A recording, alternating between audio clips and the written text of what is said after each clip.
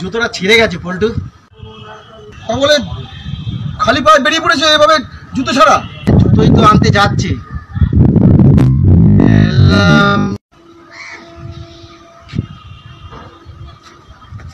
জীবনদা, আরে জুতোর দোকান তো ওই দিকে, ও পাশে তো মন্দির।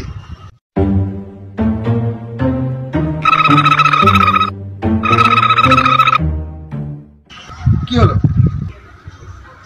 ওই তো একটা অগামারা জুতো পরে ঘুরে বেড়াও, একজোড়া নতুন জুতোও তো কিনতে পারো না। চলো না আমার সাথে মন্দিরে।